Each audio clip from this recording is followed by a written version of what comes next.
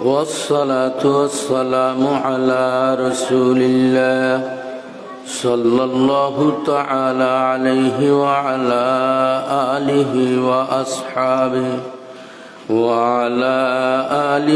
وأصحابه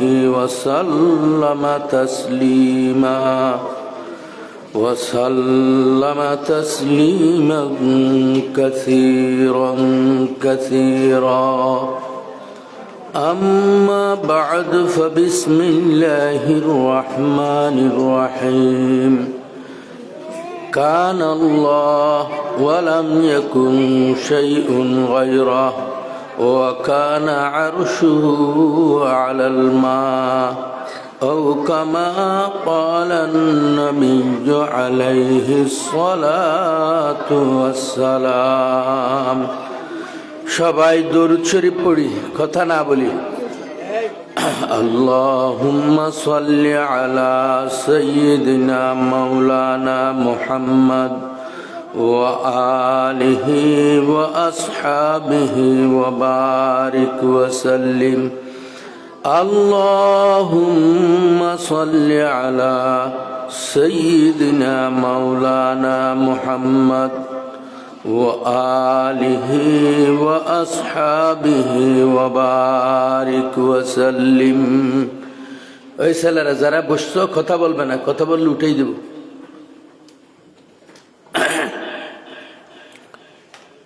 সম্মানিত হাজরিন, আল্লাহ পাক পরওয়ারদিগার আলমের অনাদি ফুরন্ত দয়ার মেহেরবানি,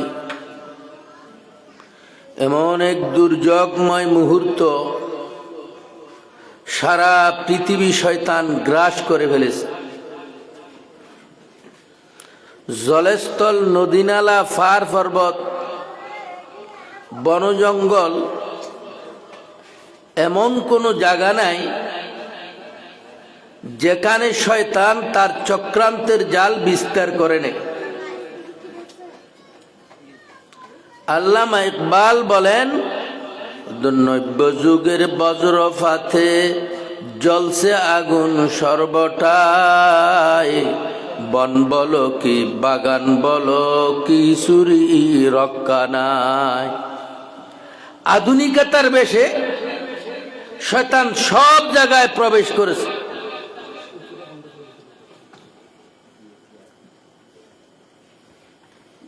মানুষকে দ্বীনি কাজে আসার মস্ত বড় প্রতিবন্ধক হয়ে গেছে। এই অবস্থায় শয়তানের বাধা অতিক্রম করে আমরা কিছু আল্লাহর বান্দাদেরকে যে দ্বীনি আলোচনা শোনার জন্য, আসার জন্য, বসার জন্য তৌফিক দান করেছেন, তার জন্য সবাই রব্বুল আলামিনের শুকরিয়া আদায় করি। সবাই পড়ি আলহামদুলিল্লাহ। যতটুকু মাইকের আওয়াজ শোনা যাক, সকলের প্রতি অনুরোধ, আমাদের দাওয়াত কিন্তু মেহমানগণ সবাই চলে এসেছে। আপনারা যত তাড়াতাড়ি এসে উপস্থিত হবেন, বুজুর্গানে দিন আলোচনা তত তাড়াতাড়ি শুরু করতে পারবে। সময় যেহেতু খুবই সংক্ষিপ্ত, তাই আমি একটি হাদিসের কিছু অংশ তেলাওয়াত করেছি। এটা সামনে রাখে সংক্ষেপে দুই একটি কথা বলে আমি বিদায় নিব। আমি যে হাদিস পাঠ করেছি, হাদিসে পাকের মধ্যে আল্লাহর হাবিব হযরতে মুহাম্মদ মুস্তাফা সাল্লাল্লাহু আলাইহি ওয়াসাল্লাম ইরশাদ করেন, কান আল্লাহ ওয়া লাম ইয়াকুন শাইউন গায়রা। এই পৃথিবীর বুকে এমন অনেক দিন অতিবাহিত হয়েছে, একমাত্র আল্লাহ ছিল, পৃথিবীর বুকে আর কোনো কিছুর অস্তিত্ব ছিল না। ওয়াকানা আরশুহু আলাল মা, আল্লাহর আরশ পানির উপরে ছিল। অর্থাৎ ফানি আর আরশের মাঝখানে অন্য কোনো কিছুর অস্তিত্ব ছিল না। আল্লাহর হাবিব ইরশাদ করেন, ইন্নাল্লাহ তাআলা লাম্মা আরাদা আন ইয়াখলুকাল আরদ বাআসা মিন তাহতিল আরদি রিহান সাফফাকা। আল্লাহ পাক পরওয়ারদিগার আলম যখন পৃথিবী সৃষ্টির ইচ্ছা করলেন, আল্লাহর আরশের নিচ থেকে তীব্র গতিতে একটা বাতাস ছেড়ে দিলেন। ফাসাফাকাতির রিহুল মা,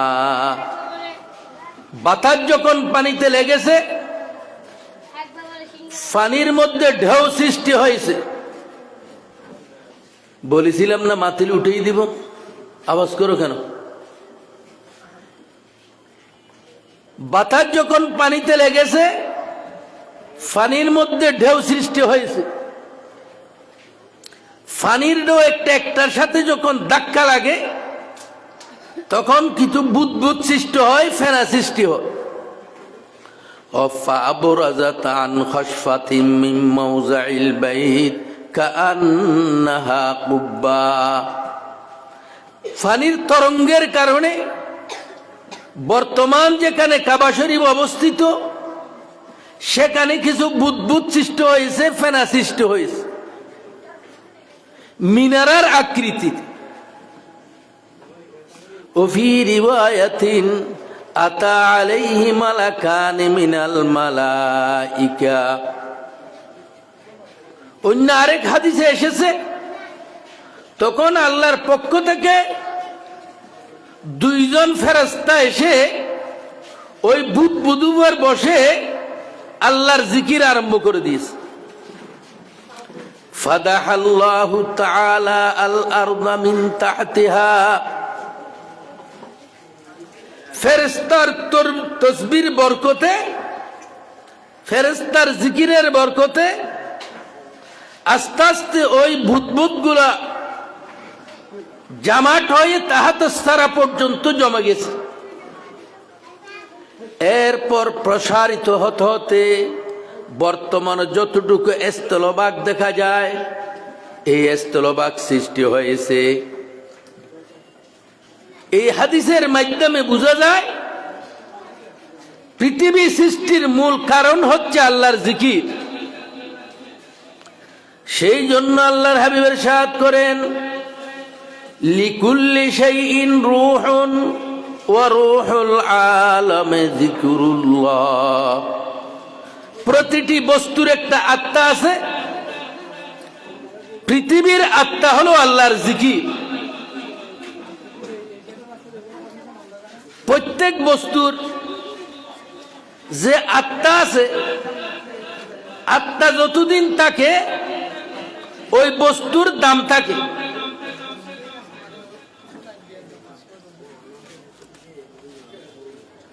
যখন আত্মা চলে যায়, ওই বস্তুর আর দাম থাকে না।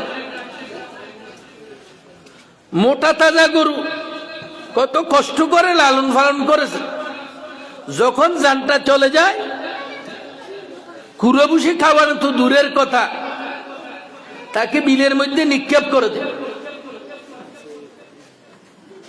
চেয়ারম্যান, মেম্বার, মন্ত্রী, মিনিস্টার, মুহাদ্দিস, মুফতি সাহেব কত সম্মানী, জানটা যাওয়ার পরে আর কেউ মন্ত্রী মিনিস্টার বলে না, মুহাদ্দিস মুফতি আর বলে না। এমনকি পিতা পুত্র নির্জন করে শায়িত হয়েছে, পিতা আছে বিদায় ছেলের কোনো ভয় নাই। কিন্তু রাত 12টা বাজে, বাপের জান যখন চলে গেছে, তখন ছেলে চিৎকার দিয়ে উঠেছে, আমার আব্বা চলে গেছে। অথচ জান যাওয়ার আগে যে আব্বা ছিল, এখনো সে আব্বা আছে। কিন্তু জান থাকা অবস্থায় ছেলের ভয় ছিল না।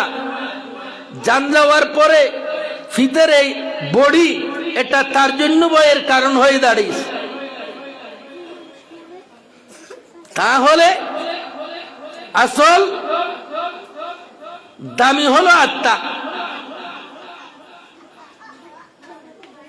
যেমন একটা গাড়ি বডি খুব সুন্দর কিন্তু ইঞ্জিন দুর্বল, সেটা চলবে না। বডি একটু দুর্বল হলেও ইঞ্জিন যদি সবল হয় তাহলে গাড়ি চলবে।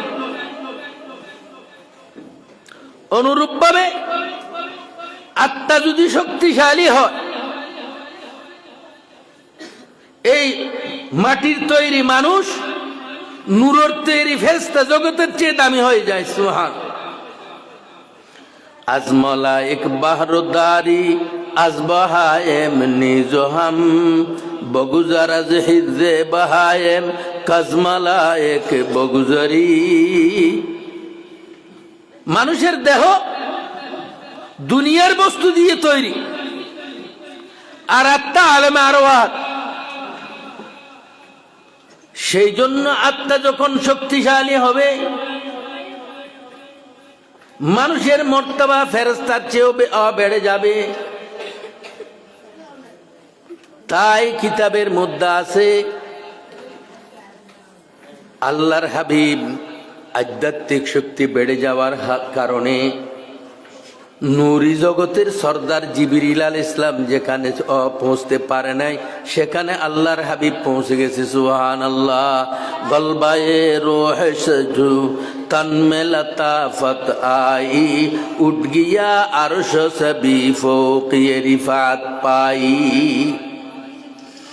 যখন জিকিরের কারণে, ইবাদতের কারণে আধ্যাত্মিক শক্তি বেড়ে গিয়েছে, আল্লাহর হাবিব আরশু মুআল্লায় চলে গেছে, যেখানে হযরত ফেরেশতা কুলের সরদার হযরত জিবরিল আলাইহিস সালাম পৌঁছতে পারে নাই। সুবহান।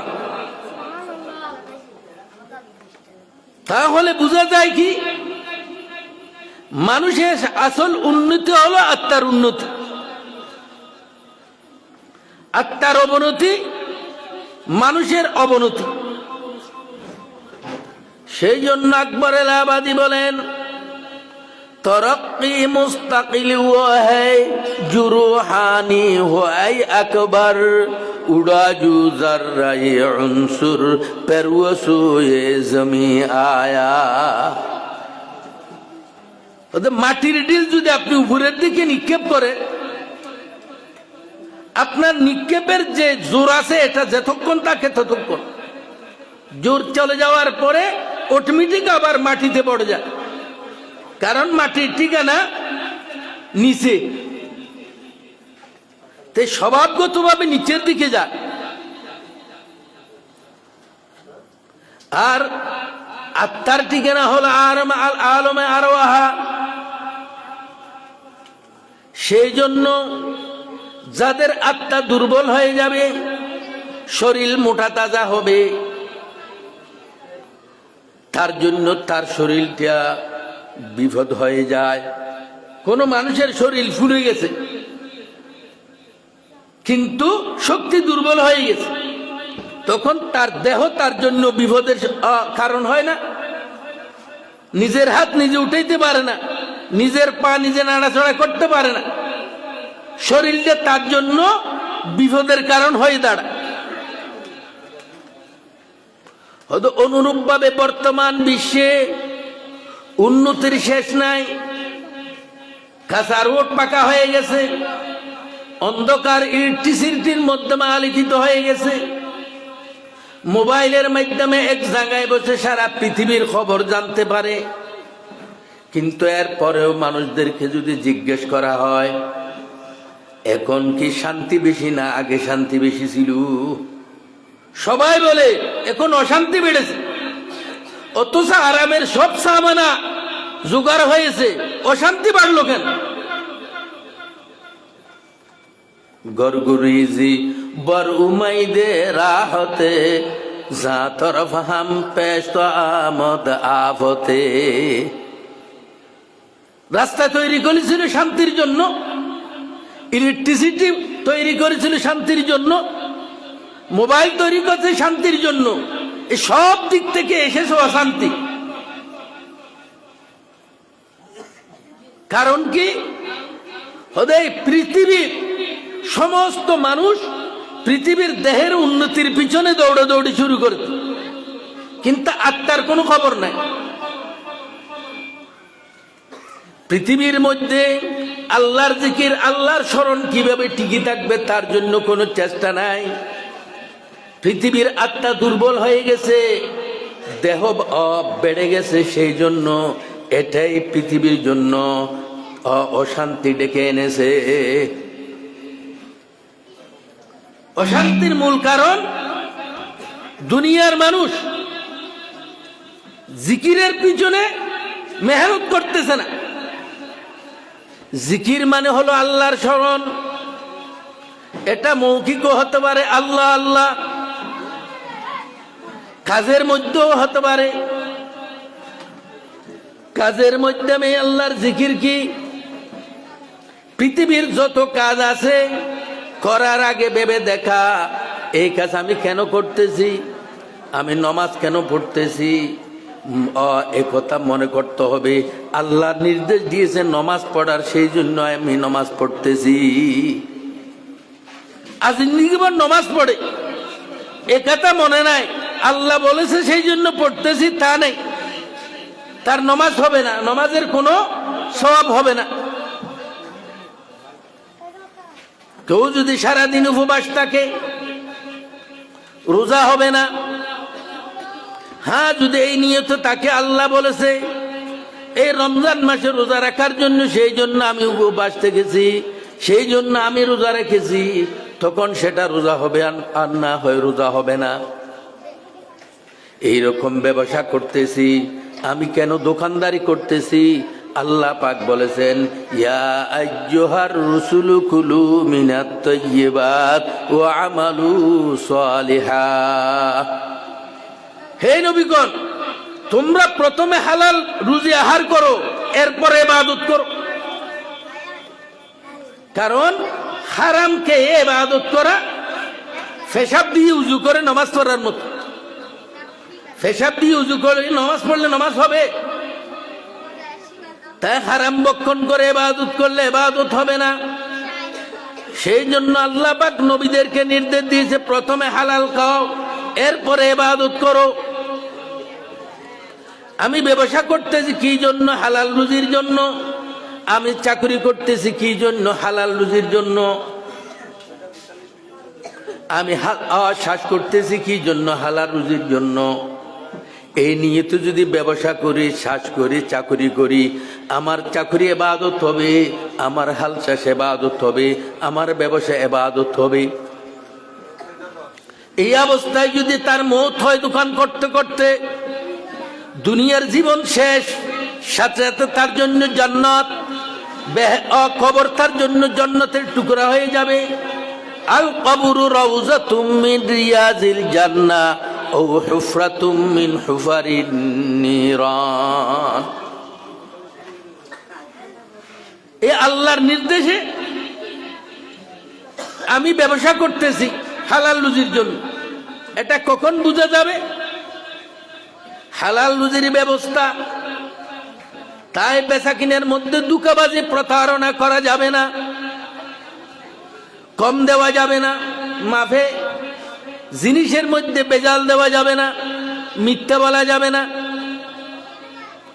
এইভাবে যদি ইবাদত রুজি, হালাল রুজি অর্জনের জন্য ব্যবসা করি, এই ব্যবসা করতে করতে মৃত্যু যদি হয়, তার ঠিকানা জান্নাত। আল্লাহ পাক বলেন, ওয়া আম্মা মান খাফা মাকামা রাব্বিহি ওয়া নাহান নাফসা আনিল হাওয়া ফাইন্নাল জান্নাতা হিয়াল মাওয়া। আমি মাপে কম কেন দিচ্ছি না? আল্লাহর ভয়ে। বেজাল কেন দিচ্ছি না? ধোঁকাবাজি কেন করতেছি না? আল্লাহর ভয়ে। সেই জন্য আল্লাহ পাক বলেন, আল্লাহর কাছে জবাবদিহিতা আছে। এই বই যখন আপনি প্রতারণা, ধোঁকাবাজি বাদ দিয়ে সঠিকভাবে ব্যবসা করবেন, আপনার ব্যবসাটা ইবাদত হয়ে যাবে। এই ইবাদত করে করে আপনি দুনিয়া থেকে বিদায় গ্রহণ করেছেন, আপনার ঠিকানা হবে জান্নাত। সুবহানাল্লাহ। আর যারা ব্যবসা করে, মাপে কম দে, বেজাল দে, ফুসা গলা ঢুকেই দে, ফলের মধ্যে মালের মধ্যে বেজাল দে, তাহলে আপনি আল্লাহর নির্দেশে ব্যবসা করতেছেন না, আপনি টাকা অর্জন করার জন্য ব্যবসা করতেছেন। চাকুরি করে ফাঁকি দে, ঠিকভাবে কাজ করে না, বসে থাকে, মালিক দেখলে করে না হয় করে না, তাহলে আপনি আল্লাহর নির্দেশে চাকরি করতেছেন না, দুনিয়া উপার্জনের জন্য আপনি চাকরি করতেছেন।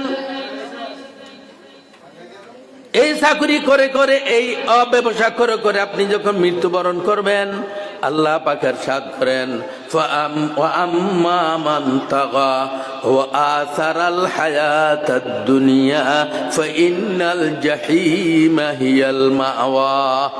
এই ব্যবসা করে করে আপনি মৃত্যুবরণ করেছেন, মৃত্যুর সাথে সাথে জাহান্নাম, তোমার কবরে একটা জাহান্নামের একটা গাড়ায় পরিণত হয়ে যাবে।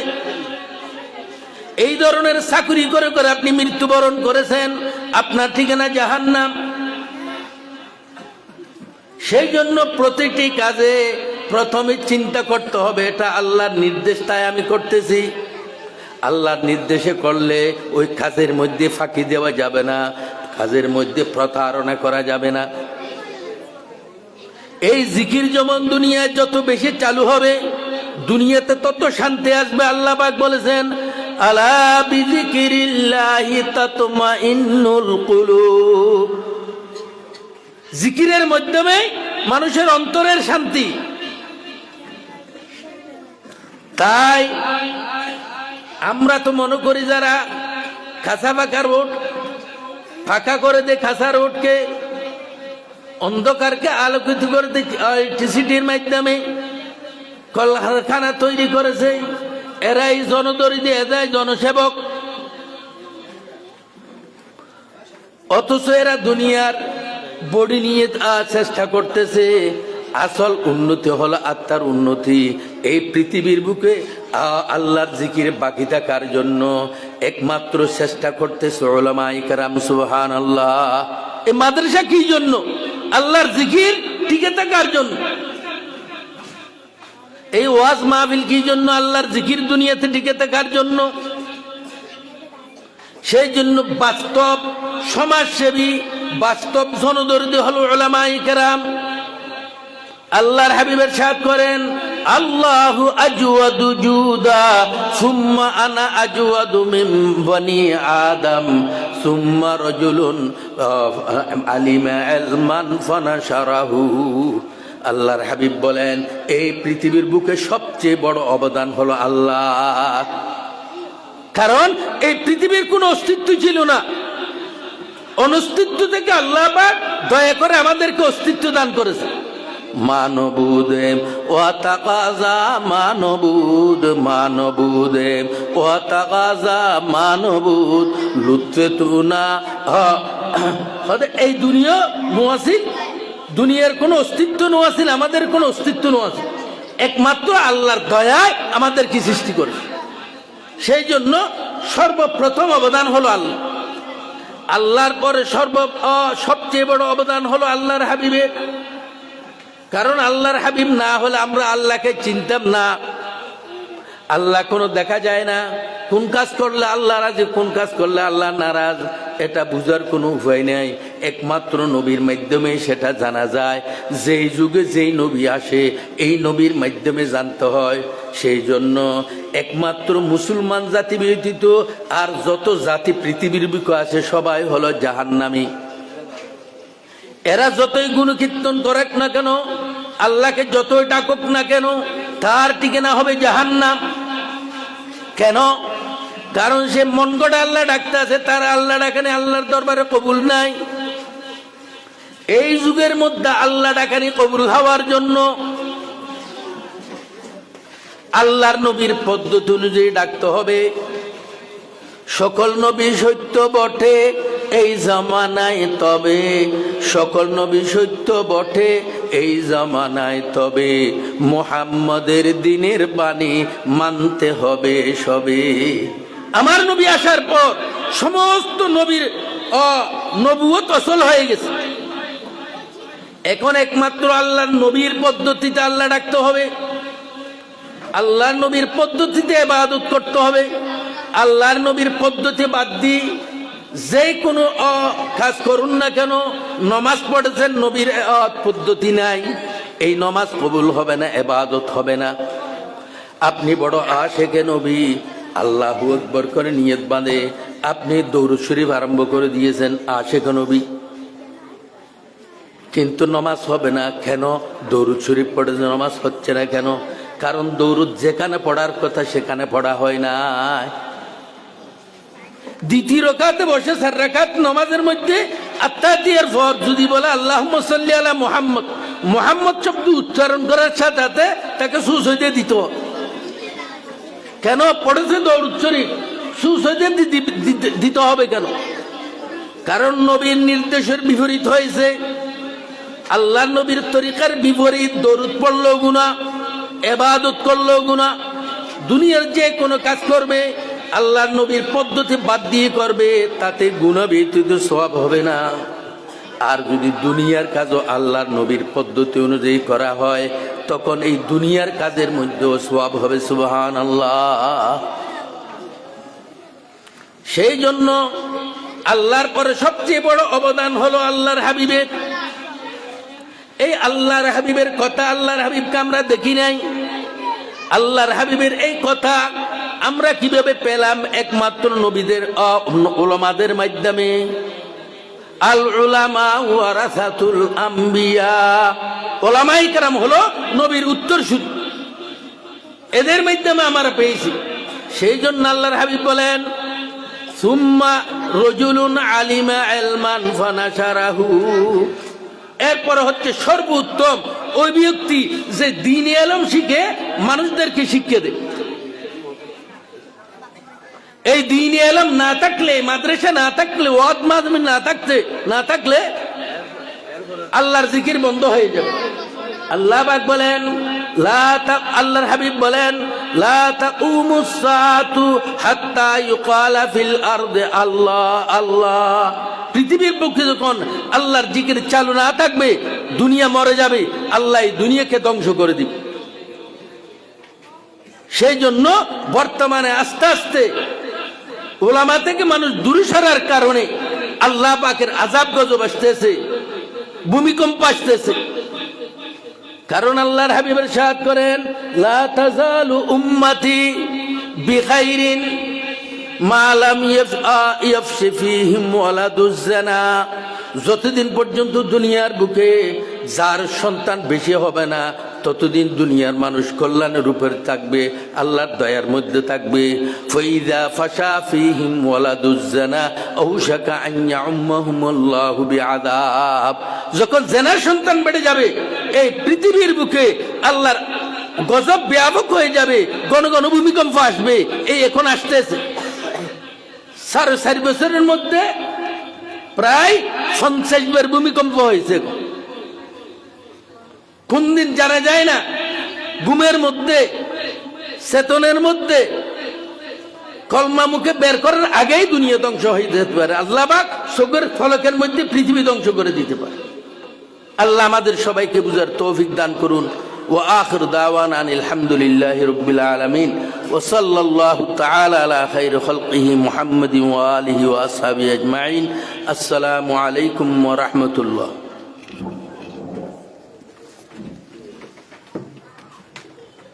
আলহামদুলিল্লাহ সুম্মা আলহামদুলিল্লাহ।